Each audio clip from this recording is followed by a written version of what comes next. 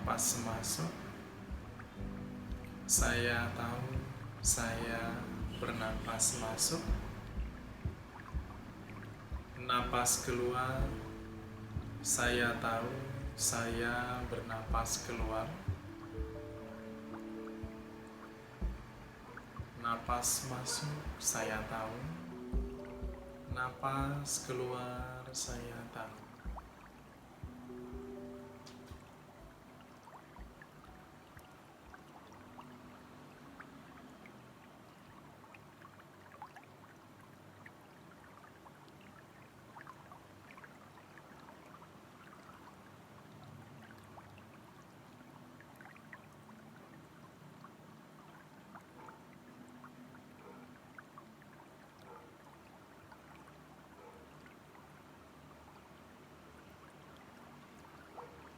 Napas masuk, saya menyadari napas masuk saya. Napas keluar, saya menyadari napas keluar saya. Sadar bernapas masuk, sadar bernapas keluar.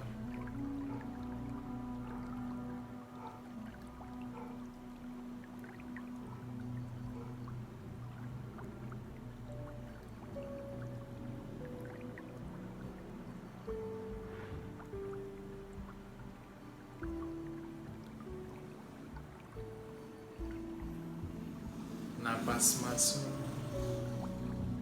napas semakin panjang. Napas keluar, napas semakin lembut. Napas masuk panjang, napas keluar semakin lembut.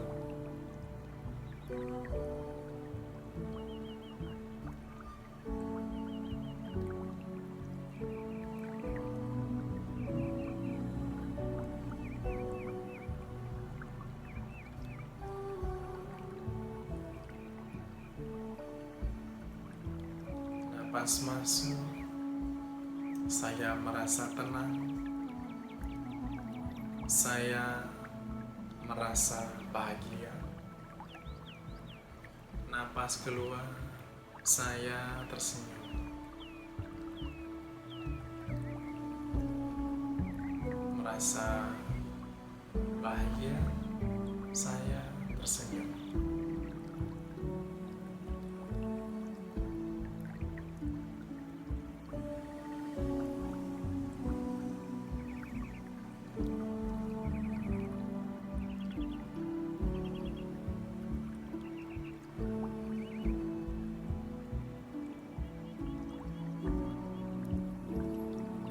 Napas masuk,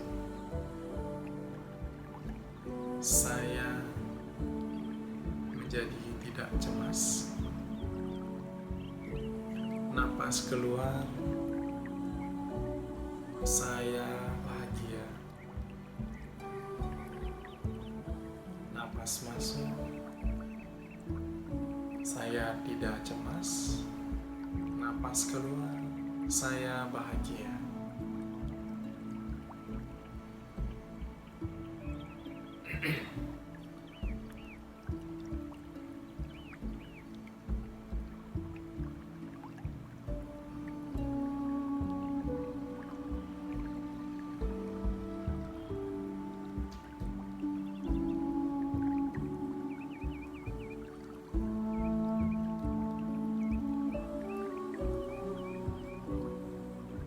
Sadar akan napas masuk, sadar sedang bernapas keluar.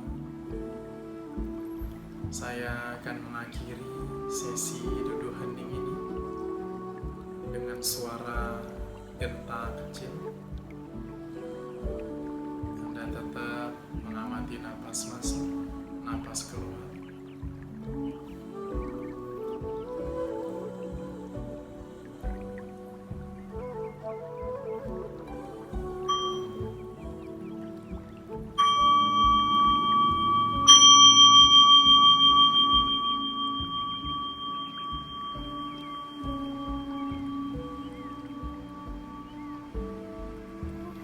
Silahkan Anda membuka mata secara perlahan-lahan, menyadari setiap gerakan lipatan mata Anda.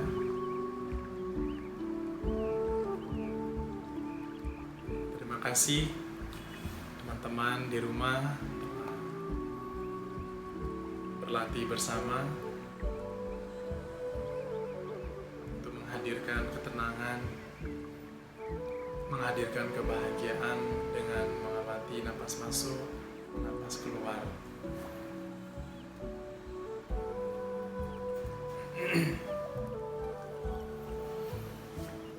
Teman-teman bisa berlatih di rumah ya. Saya percaya Anda punya banyak waktu, Anda bisa berlatih. Napas selalu mengikuti Anda, ya. Napas selalu hadir untuk Anda. Dan ini adalah objek yang sangat sederhana, objek yang Anda bisa bawa kemana-mana ya. Anda bisa berlatih napas masuk, napas keluar. Setiap napas masuk, saya tahu saya cemas. Napas keluar, saya tahu saya takut. Cemas, takut, Anda kenali rasa itu, Anda kenali perasaan itu. Kemudian Anda kirim energi positif. Anda bahagia, Anda sukacita, bahagia, sukacita. Dengan energi positif ini, rasa cemas Anda, rasa khawatir Anda akan berkurang ya. Kalau Anda bisa berlatih terus di rumah, karena saat ini Anda bisa kembali kepada diri Anda ya. Kembali kepada diri sejati Anda. Anda bisa tahu, Anda bisa mengenali rasa Anda, perasaan Anda. Apakah Anda punya musuh? Apakah Anda marah sama orang tua Anda, marah sama anak Anda, marah sama istri, suami Anda? Anda jadi banyak waktu ya. Anda jadi ada waktu untuk mengenali perasaan Anda. Dan banyak viral di media sosial ya. Saat ini ibu-ibu sedang mengalami kondisi yang tidak biasanya.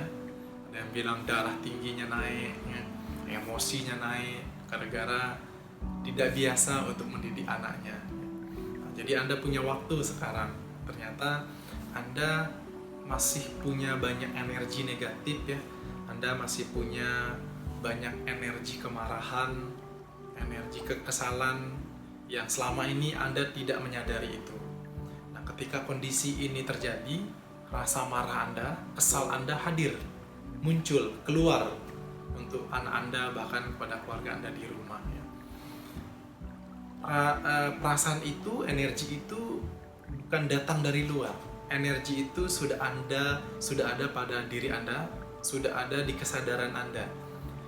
Ya, jadi jangan mengabaikan itu.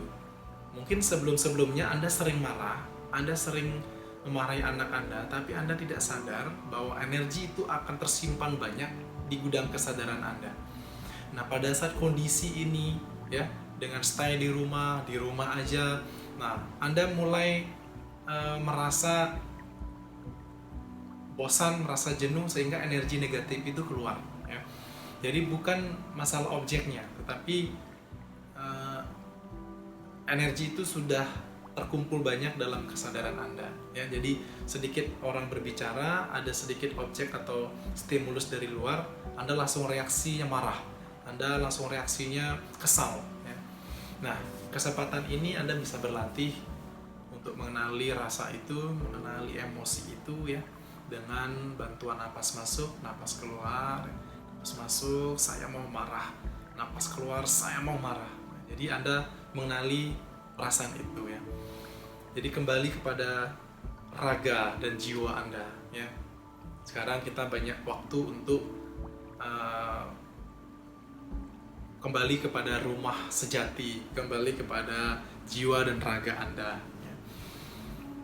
Latihan ini akan membantu untuk memunculkan sukacita ya, untuk menghadirkan kebahagiaan dalam keluarga Anda, menghadirkan sukacita dalam kehidupan Anda setiap hari ya. Kembali kepada kondisi saat ini ya, Anda sekarang sedang karantina di rumah, stay di rumah dengan kondisi saat ini. Mungkin Anda kesal, mungkin Anda ada rasa marah.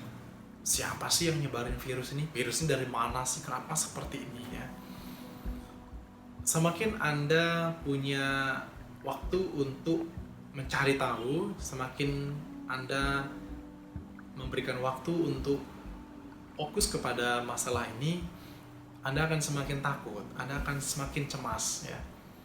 Hanya tahu aja ya, mengetahui kondisi ini, hari ini update berita corona di dunia berapa, di Indonesia berapa ya. Hanya mengetahui saja. Kalau saya membaca berita ini hanya cukup tahu, kemudian ketika sudah banyak yang meninggal, banyak yang sembuh atau banyak yang sakit, saya jadi punya waktu untuk memberikan atau mengirimkan energi positif kepada mereka ya, dengan membaca sutra, dengan meditasi.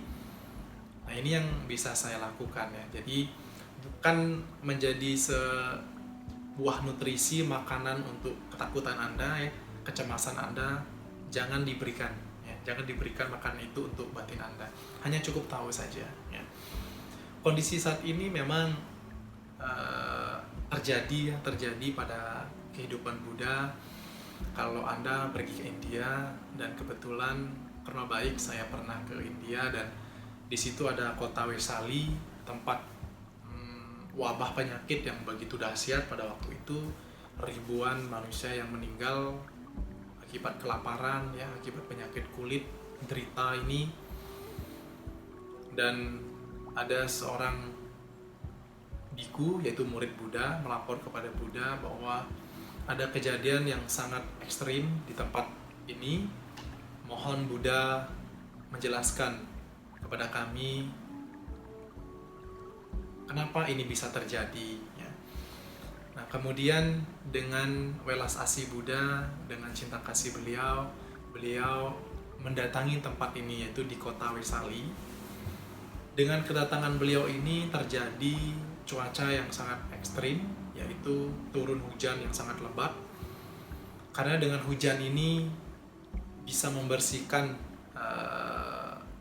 mungkin bakteri, virus di situ, membersihkan mayat-mayat ya yang bergelampangan di jalan. Dengan kedatangan Buddha, pada saat itu kondisi desanya menjadi adem, menjadi sunyi, dan mayat-mayatnya sudah bersih ke bawah air ya. Dan di sana Buddha menjelaskan tentang khotbah permata mulia, yaitu Pratana Sutta. Dengan diajarkan ajaran ini, lambat laun dengan proses, dengan keyakinan, dengan praktek yang bagus, umat di sana menjadi bahagia, menjadi sehat, penyakitnya secara perlahan akan hilang, dan mereka bahagia. Dan ajaran ini tentang Ratana Sutta ini telah dibaca ya ribuan umat Buddha di dunia, bahkan di Indonesia telah dibaca sehari, bisa 2 kali, 3 kali, bahkan tiap hari ya membaca sutra ini untuk menghalau wabah penyakit, untuk terbebas dari penyakit ini. Kondisi saat ini memang tidak nyaman buat kita, dan Buddha juga mengajarkan kepada kita, umat Buddha yang memiliki keyakinan terhadap Dharma, yang sudah mempelajari ajaran Buddha, yang mempraktekkan ajaran Buddha, tentunya tahu ya, ajaran pertama kali Buddha yang beliau ajarkan tentang kebenaran, 4 kebenaran mulia. Nah, salah satunya yang pertama Buddha ajarkan tentang adanya penderitaan. Buddha mengajarkan ya, adanya penderitaan ya, tentang kondisi yang tidak nyaman ya, bertemu orang yang kita benci juga penderitaan, berpisah dengan orang yang kita sayangi juga penderitaan. Kemudian dengan situasi ini ya juga bisa kita bilang ini adalah penderitaan. Tetapi ini bukan suatu hal yang menakutkan ya. Tapi kalau kita meyakini ajaran Buddha, Ini kebenaran mulia tentang adanya penderitaan. Tapi hidup ini bukan penderitaan ya. Penderitaan itu kebenaran. Nah, penderitaan ini dari mana? Dari keinginan ya. Kenapa bisa disebut penderitaan? Karena kita ingin sehat, tapi kita tidak ingin sakit. Nah, ketika kita sakit, akhirnya kita menderita karena kita tidak ingin sakit. Kita ingin bahagia terus. Kita ingin ketemu orang yang kita sayangi terus. Tidak ingin ketemu orang yang kita benci. Juga menderita. Karena apa? Keinginan pengen ketemu orang yang kita sayangi terus. Kehilangan orang yang kita cintai, menderita. Karena kita tidak ingin orang ini hilang. Tidak ingin orang ini meninggal. Tidak ingin orang ini sakit. Di situ sumber dari penderitaan. Jadi hidup ini realitas ya. Jadi ada sakit, ada sehat, ada kematian, ada kelahiran, ya. Ada putih, ada hitam ya. Ada cantik, ada jelek, ada kaya, ada miskin. Tetapi yang bisa kita lakukan adalah memahami ini adalah hukum yang berubah atau kita sebut dengan perubahan ketidakkekalan. Jadi ini adalah satu proses di mana kondisi ini memang adanya perubahan. Yang membuat kita tidak nyaman, yang membuat kita khawatir, yang membuat kita menderita adalah kita ingin perubahan ini tidak ada. Nah, ternyata bukan perubahan ini yang membuat kita menderita, tetapi diri kita yang menginginkan penyakit ini tidak ada. Kita menginginkan virus ini tidak ada. Ya, tapi virusnya ada, kenyataannya ada. Dan kita tidak bisa menghilangkan virus ini seketika. Yang kita lakukan adalah menjaga kesehatan agar kita tidak terkena penyakit ini. Ya, menjaga batin, menghadirkan sukacita dan menghadirkan kebahagiaan.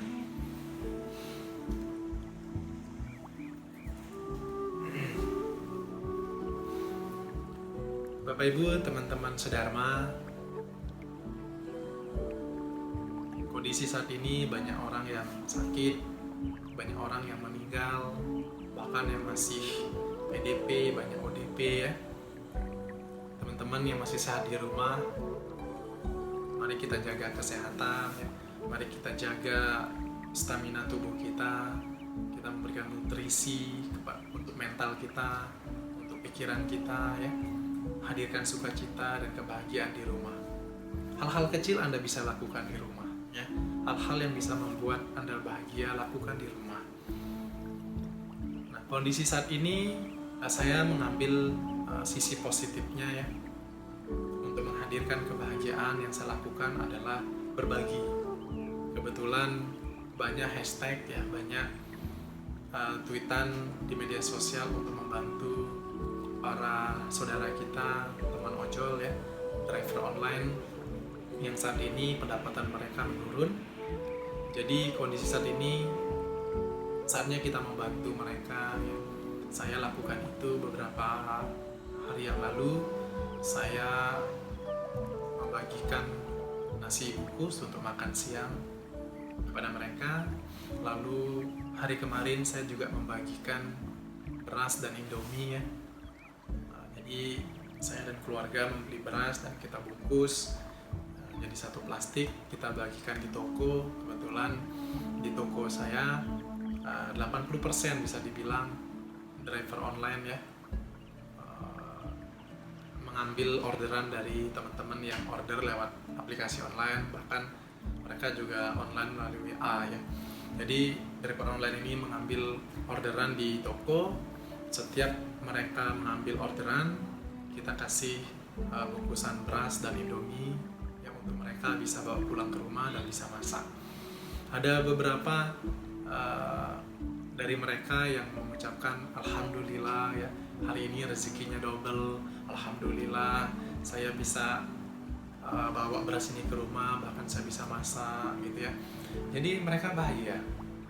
Kebahagiaan itu sebenarnya bisa kita ciptakan. Kebahagiaan itu ada dalam diri kita, kebahagiaan itu kita bisa hadirkan.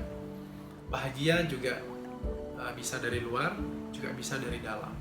Tetapi kebahagiaan itu bisa kita hadirkan, apapun itu caranya ya. Selalu tersenyum, selalu berbagi kepada mereka, kita akan bahagia. Apalagi Buddha juga mengajarkan merawat orang sakit sama dengan merawat diri saya.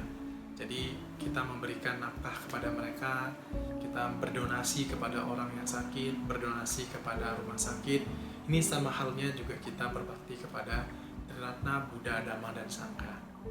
Jadi teman-teman, saudara sedharma yang berada di rumah,